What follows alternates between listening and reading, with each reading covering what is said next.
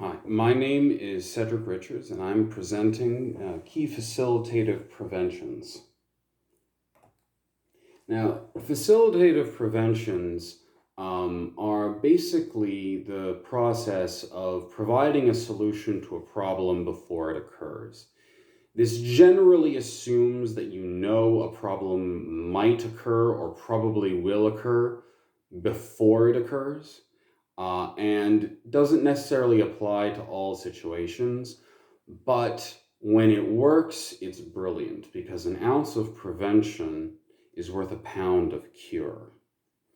And this can avoid a lot of time in derailment or conflict. Like most of facilitation, it's never necessary to do prevention, but it's always useful. Um, uh, it works. You need to know the existing team dynamic in general. If you don't know the existing team dynamic, you can draw on your general knowledge to perform certain preventions, but it's likely that prevention is something you're going to use once you've already gotten to know the team and likely know what problems are likely to arise. Um, and of course, it's not necessary to memorize all the strategies. There's a lot of different strategies. It actually makes more sense to look up a strategy after a problem has occurred to prevent it from occurring in the future. Once you've already seen that a team is prone to it. Um, like one thing you can do, or one strategy is to establish ground rules. Um, if you establish ground rules, you can help prevent people from getting off track by establishing what the modus operandi of a given meeting is going to be. And if everyone is satisfied with this, it's going to be less awkward to use the ground rules to control or facilitate as you are moving forward. And if you let everyone know that you're going to stay neutral in a given environment, and you stay to your neutrality, it helps prevent conflict from occurring and people accusing you of taking a side in a conflict. But as long as you stay out of content and only address process, this can be entirely avoided.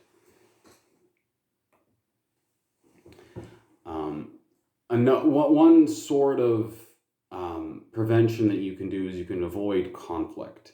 And one of the ways you can do this is to maintain a positive win-win dynamic in the team. If you make sure everyone knows at all times that everyone can get what they want out of any situation without preventing someone else from getting what they want, you can avoid conflict in that way.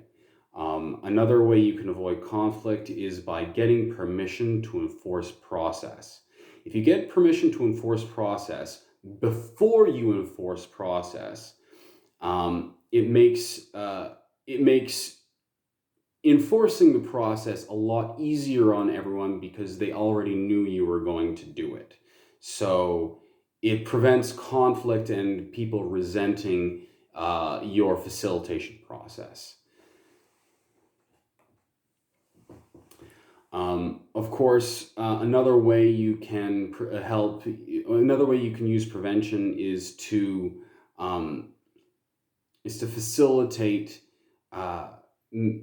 making things just go more smoothly in general. One way is you can do this is you can, at the beginning of a meeting or equivalent, you can get an agreement on content. So you can decide that this meeting is for this one specific topic. And if you establish that at the beginning, It's going to make it easier as things progress to um, to stay on topic and to move things back to topic, because you already established at the beginning of the meeting what exactly you were doing.